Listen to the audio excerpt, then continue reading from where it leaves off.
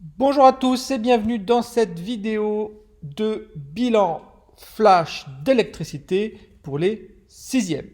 L'objectif de cette vidéo est de faire le bilan de ce que vous avez compris ou pas en électricité. Et on va le faire sous la forme d'un bilan flash. C'est exactement le même principe que les contrôles flash qu'on fait en cours, sauf que là, ça va englober l'intégralité des notions d'électricité qu'on a vues depuis le début du confinement. Les consignes. Il va falloir prendre une feuille de brouillon. Sur cette feuille de brouillon, à chaque fois qu'une question apparaîtra à l'écran, il faudra noter son numéro avant d'y répondre. Il y a en tout 26 questions. Je n'attends pas de vous à ce que vous fassiez forcément une belle rédaction des phrases. Au contraire, on est là sur un exercice de rapidité. L'idée, c'est de voir si du premier coup, vous avez compris la notion ou pas. Ensuite, pour chaque question, en fonction de la difficulté de la question, vous aurez entre 20 secondes et 1 minute pour y répondre. Alors, essayez de respecter les timers qu'il y aura sur chaque question. Après, vous êtes tout à fait libre, si jamais vous êtes un peu plus lent dans vos rédactions, de mettre pause pour avoir le temps de terminer votre rédaction avant de passer à la question suivante. Et enfin, le déroulement des questions se fera de manière automatique. Ça veut dire qu'à partir du moment où je vais lancer le bilan flash, il va s'enchaîner jusqu'à la fin. Et justement, à la fin de ce bilan flash, qui va être très court, vous allez voir, ça va aller très vite, je vais faire la correction détaillée de toutes les questions. Donc une fois que vous avez pris votre feuille de brouillon et votre crayon et que vous êtes prêt, on peut y aller. Donc si vous n'avez pas le matériel qu'il faut devant vous, mettez tout de suite pause sur cette vidéo parce que nous allons commencer maintenant. Attention, c'est parti. Dans la deuxième question, je vous demande qu'est-ce qu'un matériau isolant? C'est donc l'inverse d'un matériau conducteur. Maintenant, je vous demande ce que c'est qu'un matériau isolant. Il y en a un exemple dans le circuit affiché à l'écran.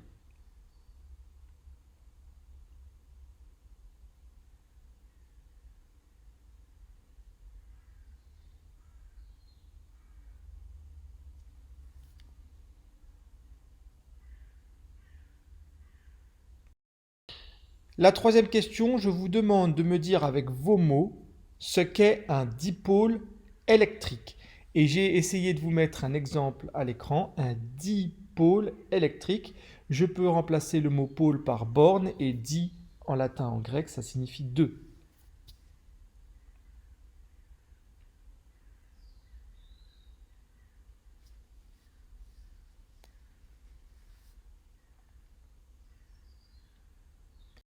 La quatrième question, c'est comment appelle-t-on un dipôle passif? Autrement dit, c'est un dipôle qui attend de recevoir de l'électricité pour fonctionner. Quel est son autre nom?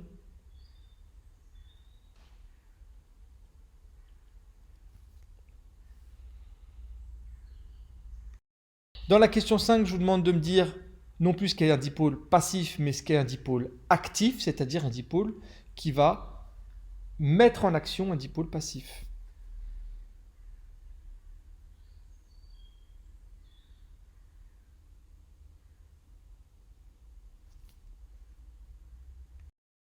Dans la question 6, je vous demande de me schématiser le circuit suivant, donc en utilisant les symboles normalisés correspondant à chacun de ces dipôles.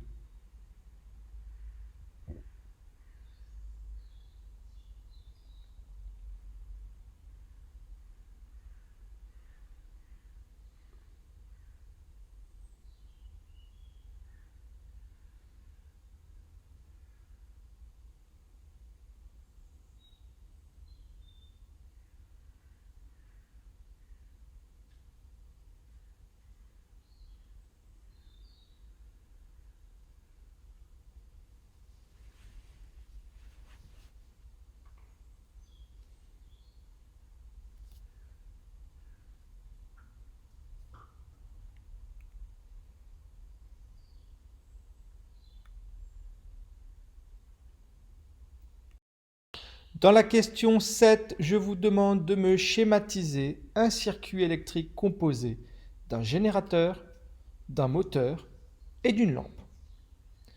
Donc je vous demande de me faire la même chose que dans la question 6, seulement ce n'est pas à partir d'une photo, c'est à partir d'une phrase. Donc faites-moi le schéma d'un circuit qui est composé d'un générateur, d'un moteur et d'une lampe.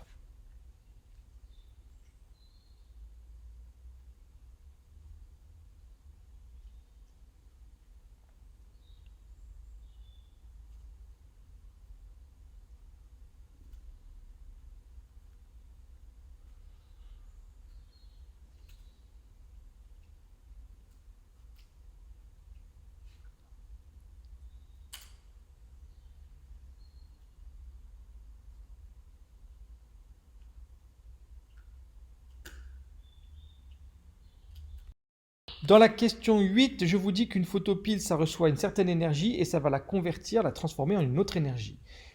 Complétez-moi cette phrase. Alors, photopile, c'est la même chose finalement qu'un panneau solaire. Photo veut dire lumière, pile veut dire électricité. Alors, quelle énergie reçoit un panneau solaire, une photopile, et en quelle énergie elle va la transformer?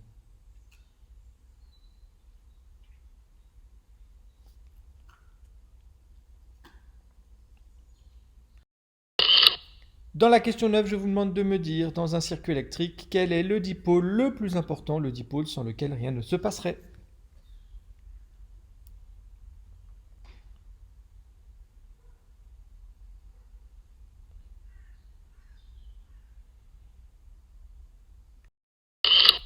Dans la question 10, je vous demande de me faire le schéma d'une DEL, son symbole normalisé.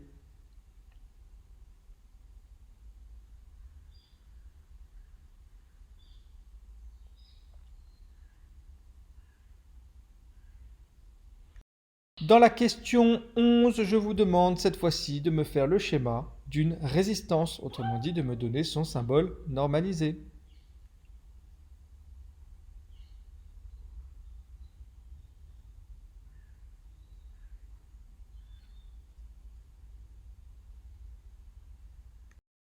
Dans la question 12, je vous demande de me dire ce qu'est un circuit électrique en série et je vous ai mis à l'écran pour vous aider un exemple de circuit en série à gauche et un exemple de circuit en dérivation à droite. Donc qu'est-ce qu'un circuit en série?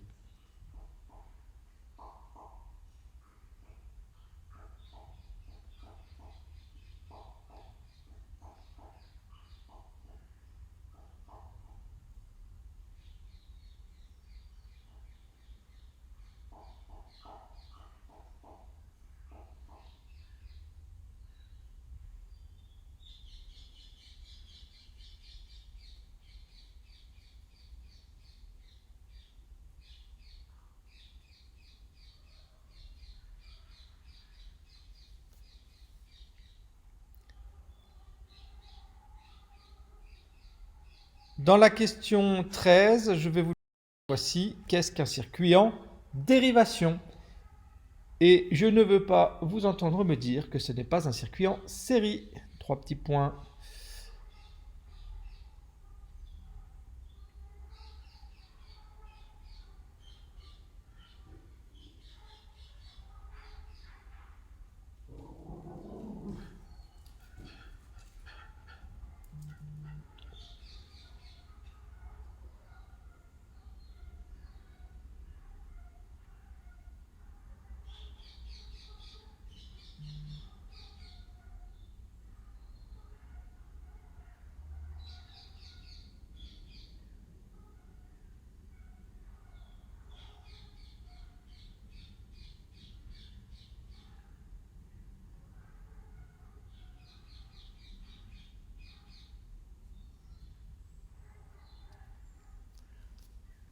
Dans, dans la question 14, je vous demande de me dire dans quel circuit, au pluriel, les lampes sont en série. Donc il suffit juste de me donner la lettre du circuit dans lequel toutes les lampes sont en série.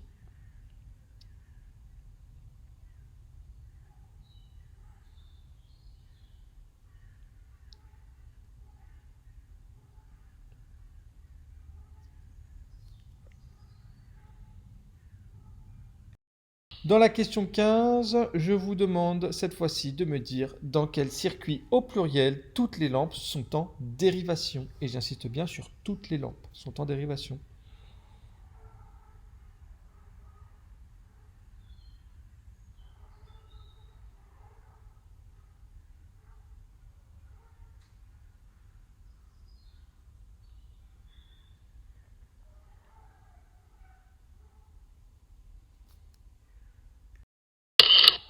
Dans la question 16, je vous demande quel interrupteur faut-il fermer pour allumer la lampe. Et vous avez le choix entre l'interrupteur A, l'interrupteur B ou l'interrupteur C. Vous ne pouvez fermer qu'un seul interrupteur.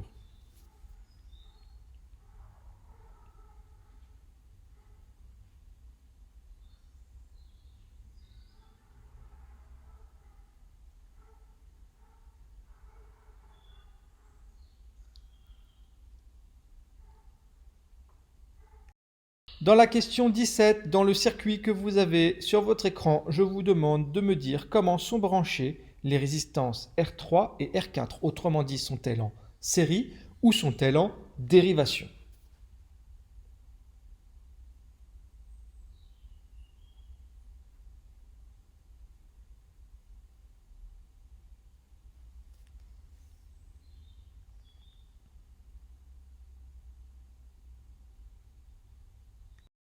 Dans la question 18, je vous demande maintenant comment sont branchées les résistances R6 et R7, celles qui sont tout en bas. Autrement dit, sont-elles branchées en série ou sont-elles branchées en dérivation?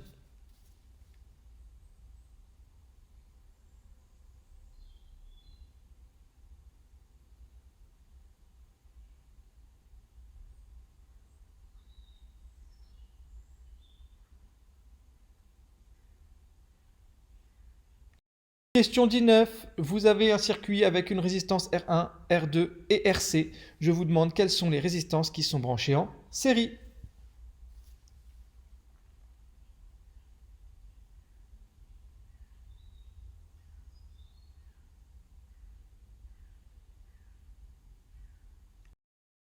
Dans la question 20, on regarde le même circuit et c'est maintenant je vous demande quelles sont les résistances qui sont branchées en dérivation.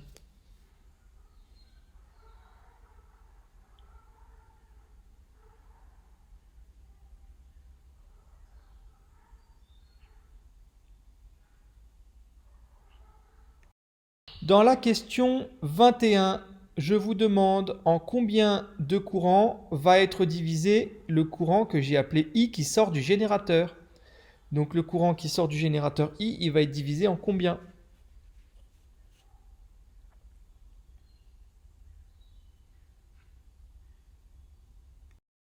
Dans la question 22, qui est probablement l'une des plus dures, je vous demande de me dire quelle relation il existe entre I, I1 et I2, puisque I va se diviser en I1, I2 et I3.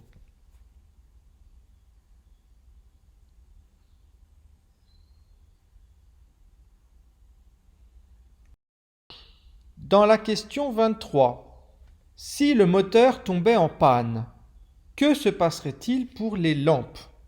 Continueraient-elles de briller ou alors est-ce qu'elles s'éteindraient?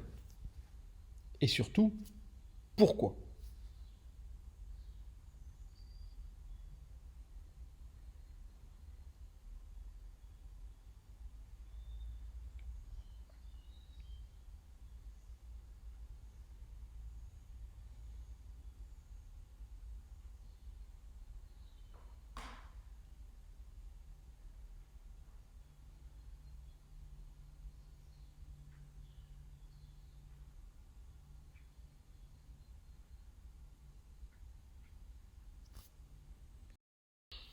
Question 24. Pourquoi les lampes L1 et L2 brillent de la même façon dans les deux circuits que vous voyez à l'écran? Pourquoi est-ce qu'on n'a pas une qui brille plus que l'autre?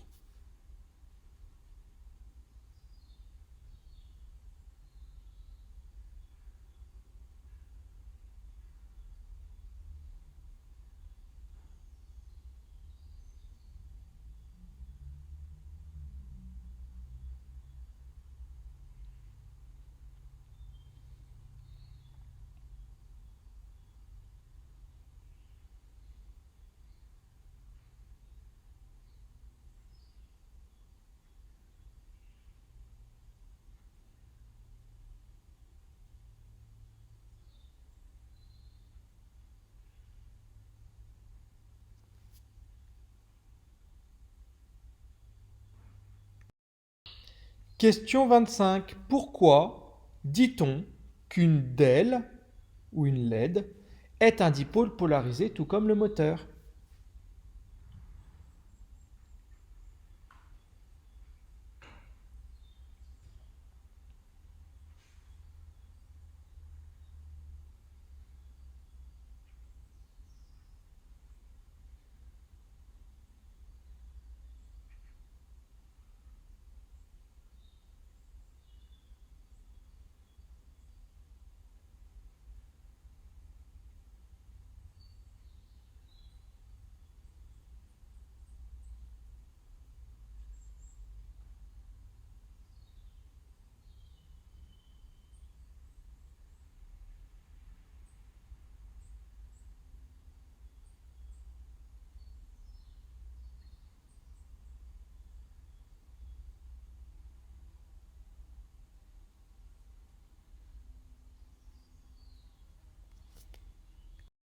Question 26. Dans quel circuit, au pluriel, y a-t-il des courts-circuits? Est-ce que c'est dans le circuit A, B, C ou D?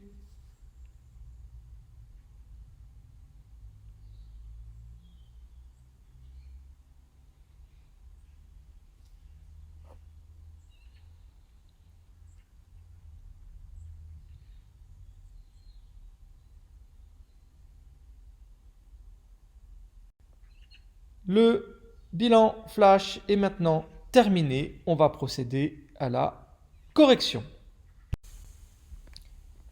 Dans la question 1, on nous demandait de définir ce qu'est un matériau conducteur. Alors, comme on peut le voir sur l'illustration, j'ai une clé à molette et la lampe brille. Ça veut dire qu'un matériau conducteur, ça va être un matériau qui laisse circuler le courant électrique. Dans la question 3, on nous demandait qu'est-ce qu'un dipôle électrique. Alors déjà, le mot dipôle, on entend dans ce mot di qui signifie deux et pôle qui signifie borne. Donc finalement, un dipôle, c'est un composant électrique qui va posséder deux bornes. Par exemple, une pile ou un générateur, ça va avoir un côté plus et un côté moins. Autrement dit, ça va avoir une borne plus et une borne moins. Ces deux bornes, elles sont bien différentes. J'ai le plus et le moins. J'ai un dipôle. Si je regarde la lampe, le courant va rentrer par exemple du côté A, de la borne A, il va traverser la lampe, puis il va ressortir du côté B. Le A, c'était l'entrée du courant électrique, le B, c'est sa sortie, et entre les deux, j'ai eu quelque chose. J'ai eu ma lampe. J'ai donc deux bornes. Donc une lampe, c'est un dipôle. Un moteur, le courant électrique rentre d'un côté et ressort de l'autre. Entre l'entrée et la sortie du courant, il y a eu le moteur, donc j'ai aussi un dipôle. Par contre, un fil électrique, le courant arrive d'un côté et ressort par l'autre. Est-ce qu'entre l'entrée et la sortie du courant, j'ai eu quelque chose de différent que le fil? Non. Donc un fil ne sera pas un dipôle, par exemple. Dans la question 4, on nous demande comment appelle-t-on un dipôle passif. Alors, si on vous dit au conseil de classe que vous avez une attitude en cours qui est passive, c'est pas bon signe. Ça veut dire que vous êtes là en classe à attendre que les choses se passent. Eh bien, un dipôle qui va être passif, il va avoir le même comportement. Il va être là dans le circuit, il va attendre que quelque chose se passe pour fonctionner. Autrement dit, il va attendre que quelque chose vienne le mettre en fonction. Quelle est la chose dans un circuit électrique qui permet de mettre une lampe, par exemple, ou un moteur en fonction? C'est le courant électrique. Donc finalement, un dipôle passif, c'est un dipôle qui attend du courant pour fonctionner. Et ça, c'est ce qu'on a appelé un récepteur. Le récepteur, il attend de recevoir du courant électrique pour fonctionner. Donc tout ce qui sera récepteur, c'est ce qu'on va avoir, c'est ce qu'on appellera un dipôle passif. Un exemple de récepteur, vous avez une télécommande là à l'écran. Si tu ne mets pas de pile dans ta télécommande, elle ne fonctionne pas. Autrement dit, si tu ne donnes pas du courant électrique à ta télécommande, tu auras beau t'appuyer sur tous les boutons, rien ne se passera. D'accord? Une lampe, si je ne lui donne pas de courant électrique, si elle ne reçoit pas de courant électrique, il n'y a aucune chance qu'elle s'allume. Donc une lampe, ça va être un dipôle passif, ça va être un récepteur. Un moteur, c'est pareil. Si je lui donne pas de courant électrique, le moteur il va jamais tourner. Donc c'est un dipôle passif, c'est aussi un récepteur. On va donc maintenant voir dans la question 5 l'inverse du dipôle passif, c'est ce qu'on va appeler un dipôle actif. Si on dit de vous au conseil de classe que vous êtes très actif en cours, ça veut dire que vous participez, ça veut dire que vous produisez un effort. Et bien l'effort que va produire un dipôle actif, c'est quoi? C'est de donner du courant électrique au circuit. Donc un dipôle actif, c'est ce qu'on on a appelé un générateur.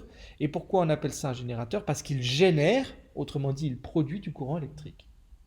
Donc si je fais le bilan de la question 4 et de la question 5, dans un circuit électrique, j'ai besoin d'avoir un dipôle actif qui va produire du courant électrique. Et qui va produire du courant électrique, pourquoi? Pour qu'un récepteur, un dipôle passif, puisse fonctionner. Dans la question 6, je vous donne l'image d'un circuit électrique. Je vous demande de le schématiser donc en utilisant les bons dipôles. Eh bien, on y va. Là, je viens de le schématiser. Donc, crayon de papier, règle. J'ai fait un rectangle. Et mes dipôles, je ne les mets jamais dans les coins du rectangle. Je les mets toujours au milieu d'un côté. J'ai bien ma pile, j'ai bien ma lampe et j'ai bien mon interrupteur. Dans la question 7, on vous demande là aussi de faire le schéma d'un circuit électrique, mais non pas à partir d'une photo, à partir d'une phrase. Et la phrase c'est la suivante. Je vous demande de schématiser un circuit composé d'un générateur, d'un moteur et d'une lampe. Eh bien on y va. J'ai bien mon générateur, j'ai bien mon moteur et j'ai bien ma lampe. Mon circuit électrique, je le fais à la règle au coin de papier. Et là, encore une fois, je ne mets jamais les dipôles dans un coin, je les mets toujours au milieu d'un côté. Dans la question 8, c'était peut-être l'une des plus difficiles. Je vous demandais ce qu'était, quel type d'énergie reçoit une photopile et en quelle énergie elle va la transformer. Alors, photopile, c'est quoi? Eh bien, c'est ça. En fait, une photopile, c'est un mini panneau solaire. Il y en a souvent sur les montres pour qu'elle fonctionne sans pile. Donc finalement, une photopile, c'est quelque chose qui va recevoir de la lumière pour permettre par exemple à une lampe de s'allumer. Autrement dit, elle reçoit de l'énergie lumineuse et elle va la transformer, la convertir en énergie électrique pour allumer là ici par exemple ma lampe. Dans photopile, je distingue deux mots, photo et pile. Photo, ça vient du mot photon. C'est une particule de lumière. Donc dès que j'ai le mot photo, ça fait référence à la lumière. Et pile, ça produit du courant électrique. Donc une photopile, photo, je reçois de l'énergie lumineuse, pile, je la transforme en énergie électrique. Dans la question 9, je vous demande dans un circuit électrique quel est le dipôle le plus important et je vous mets un exemple de circuit dans lequel ce dipôle n'est pas présent. Si vous regardez la photo de ce circuit, vous avez quoi? Vous avez une lampe, vous avez un moteur, vous avez un interrupteur. Est-ce que la lampe peut fonctionner ou est-ce que le moteur peut tourner? Non. Pourquoi? Parce qu'il manque une pile. Autrement dit, le dipôle le plus important, c'est le générateur. Pas de générateur égale pas de courant électrique. Donc si je devais dire dans un circuit électrique quel est le dipôle le plus important, c'est celui qui va permettre au récepteur de fonctionner, c'est le générateur. Dans la question 10, je vous demande de me faire le schéma du symbole normalisé d'une DEL, une diode électroluminescente que vous connaissez plutôt sous le nom de LED. Eh bien, c'est le schéma d'une diode. Seulement une DEL ou une LED, c'est une diode particulière, c'est une diode qui fait de la lumière. Alors pour dire que c'est une diode qui fait de la lumière, je dessine le symbole de la diode, c'est ce que je viens de faire, et je vais lui rajouter deux petits traits pour dire qu'elle produit de la lumière. J'ai fait le schéma d'une DEL ou d'une LED. DEL c'est en français, LED c'est en anglais, c'est la même chose. Dans la question 11, je vous demande de me schématiser une résistance, donc le symbole normalisé de la résistance. Eh bien c'est un rectangle. Et pour savoir que c'est bien une résistance, en général, et je vous conseille vraiment de le faire, on met un petit R à l'intérieur pour dire que c'est une résistance, R comme résistance. Pourquoi? Parce qu'il est possible d'avoir un circuit comme celui qui vient d'apparaître à l'écran, où vous avez une pile et deux résistances. Ces résistances, si elles sont différentes, comment est-ce qu'on peut le savoir visuellement juste en regardant votre schéma? Eh bien, en disant que j'ai une résistance numéro 1, R1, et une résistance numéro 2, R2. Si j'avais eu les mêmes résistances, j'aurais juste mis R. ou juste R1. Mais là, j'ai deux résistances différentes. Donc pour faire la distinction de ces deux résistances, je dis que j'en ai une résistance numéro 1, R1, et une résistance numéro 2, R2. Donc c'est bien à chaque fois quand vous faites le symbole d'une résistance, de dire que c'est de mettre un R à l'intérieur, pardon. Dans la question 12, je vous demande qu'est-ce qu'un circuit en série, et je vous ai mis au tableau, à l'écran, un exemple de circuit en série, un exemple de circuit en dérivation. Eh bien, le circuit en série, ça sera un circuit qui possédera une seule boucle de courant. Là, ici, c'était le circuit de gauche. La boucle de courant, finalement, c'est quoi? C'est le rectangle. Alors, c'est important dans les rédactions d'exercices de préciser que c'est une boucle de courant. Si vous dites simplement boucle, ça peut être une boucle de n'importe quoi, une boucle d'oreille, par exemple.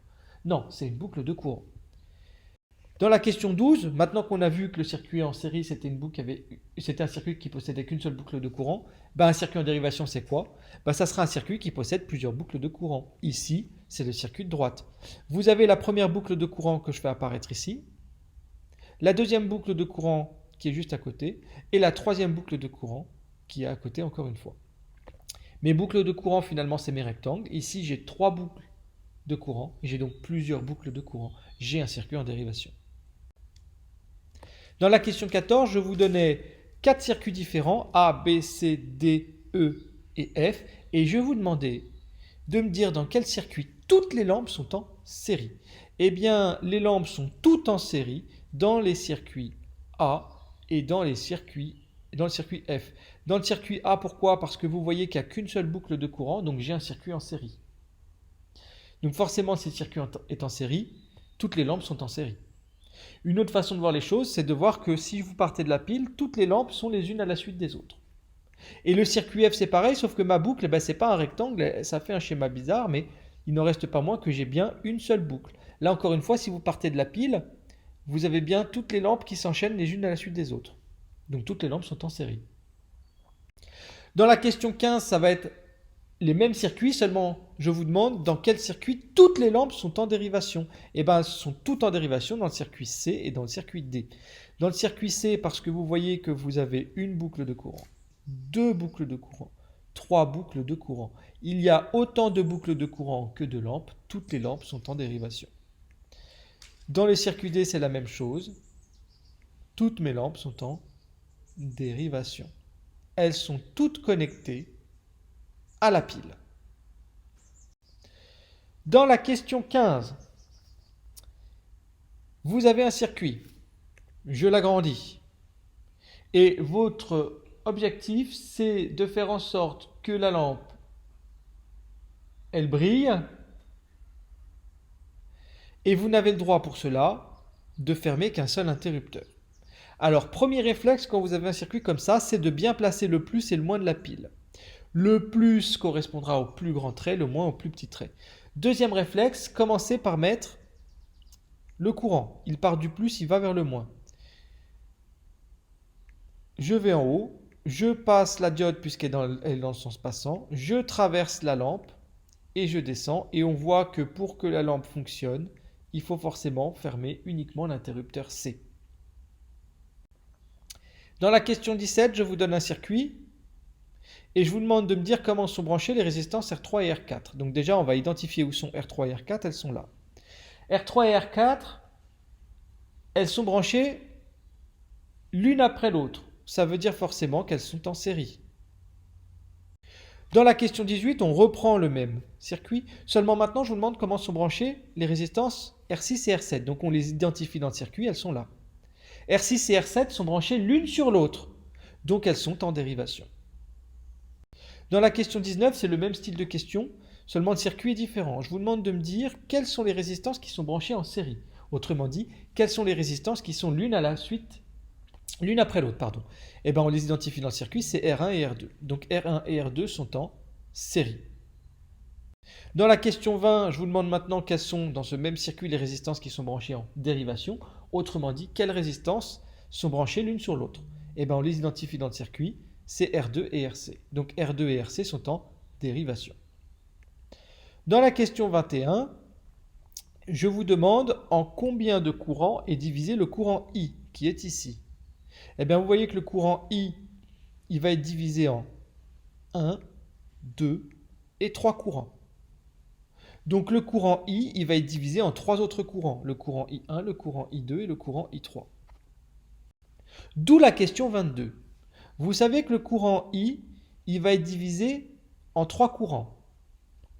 Le courant I1, le courant I2, le courant I3.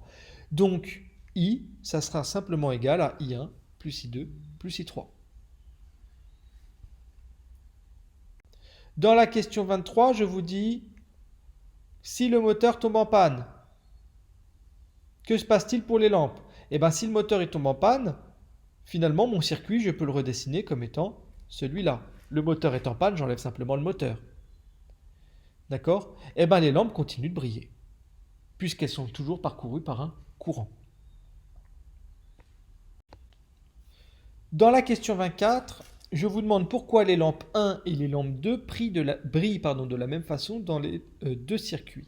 Eh bien, vous voyez que le point commun entre ces deux circuits, c'est qu'ils sont en dérivation. Donc L1 et L2, elles brillent de la même façon car les circuits sont en dérivation. Alors comment comprendre ça? On va regarder ces trois circuits. On commence par le premier. J'ai un circuit électrique avec simplement une pile et une lampe. La lampe brille fortement. Que se passe-t-il maintenant si je rajoute une deuxième lampe? Eh bien, le courant électrique qui passait dans la première lampe va être obligé de se diviser en deux pour allumer non plus une seule lampe, mais deux lampes. Donc si le courant électrique doit se diviser en deux pour allumer deux lampes, forcément, la lampe va briller 2 fois moins fort. Et enfin, si je rajoute une troisième lampe, là, le courant électrique, il va plus se diviser en deux, il va se diviser en 3. Ça veut dire que le courant électrique devient de plus en plus petit à mesure que je rajoute des lampes dans le circuit, en série. Donc, plus je rajoute des lampes dans un circuit en série, plus le courant est obligé de se diviser pour allumer toutes les lampes, et donc plus les lampes brillent faiblement. En revanche, dans un circuit en dérivation, regardez, toutes les lampes, elles sont branchées sur la pile. En rouge, ça correspond au côté plus de la pile, et en bleu, au côté moins. Ça veut dire que toutes les lampes sont directement connectées à la pile. Autrement dit, je peux rajouter autant de lampes que je veux dans les circuits en dérivation. Elles vont briller de la même façon. Alors que dans un circuit en série, plus je rajoutais des lampes, et moins elles brillaient puisque le courant était obligé de se diviser. Dans la question 26, je vous demande pourquoi est-ce qu'on peut dire qu'une DEL, ou une LED, est un dipôle polarisé.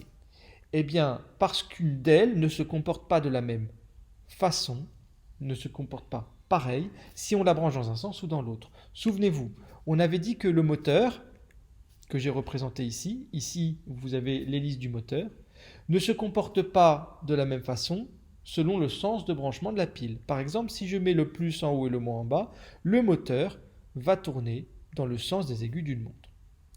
Maintenant, si j'inverse le plus et le moins, je mets le plus en bas, le moins en haut, eh bien on observe que le moteur tourne dans l'autre sens. Autrement dit, selon le sens dans lequel je vais brancher mon moteur dans le circuit, il ne va pas se comporter pareil. Dans un cas, il va tourner dans un sens, dans l'autre cas, il va tourner dans l'autre sens. Et bien la diode, c'est pareil, sauf qu'elle ne tourne pas. Dans un sens, elle laissera passer le courant électrique, donc elle s'allumera. Dans l'autre sens, elle sera bloquante, elle ne laissera pas passer le courant électrique, elle ne s'allumera pas. Autrement dit, selon la façon dont je vais brancher ma diode, elle ne va pas produire le même effet. Dans un cas, elle va briller, dans l'autre cas, elle ne va pas briller. Donc elle est polarisée. Alors qu'une lampe, que je la branche dans un sens ou dans l'autre, elle me donnera toujours de la lumière, la lampe ne sera pas polarisée par exemple. Dans la dernière question, je vous demande dans quel circuit il y a des courts-circuits. Et bien vous voyez que c'est dans le circuit A et dans le circuit B. Un court-circuit c'est quoi? Et bien on y va. Je pars du plus et c'est un moment où j'ai un fil qui entoure un dipôle. Donc le courant électrique qui est flemmard et égoïste, il va prendre le chemin le plus simple et surtout le chemin dans lequel il n'aura pas à partager son énergie. Là, il a contourné la lampe en utilisant le fil du court-circuit. Pourquoi? Parce que c'est le chemin le plus pratique à prendre et surtout, je vous ai dit que le courant était égoïste. Ça veut dire que s'il avait dû traverser la lampe, il aurait dû partager son énergie pour que la lampe s'allume. Et ça, il ne veut pas puisqu'il est égoïste. Donc, il prend le chemin qui fait qu'il ne partagera jamais son énergie. Dans le circuit D, le courant électrique ne passe même pas par les lampes, il passe uniquement par le fil du court-circuit. Pourquoi? Parce qu'il est égoïste, il ne veut pas partager son énergie. Et donc le seul moyen de ne pas partager son énergie avec les lampes, c'est de les contourner. Quand vous ferez le comptage des points, il y a 26 questions, un point par question. Si vous avez moins de 18 points sur les 26, autrement dit si vous avez raté 8 questions sur les 26, je vous conseille fortement de refaire ce bilan flash avec une nouvelle feuille de brouillon pour voir si vous avez vraiment bien compris les choses. Pourquoi? Parce qu'à partir de la semaine prochaine, on va arrêter l'électricité pour commencer une nouvelle partie. Donc c'est vraiment important d'être à ce stade des choses, de notre progression, d'être au point sur l'électricité, donc d'avoir au moins 18 questions bonnes sur les 26. N'hésitez pas à revoir cette vidéo ou à refaire le bilan flash, même si vous avez plus de 18 points, si jamais il y a certaines questions qui vous ont paru un peu difficiles. Et je vous dis à bientôt dans une prochaine vidéo.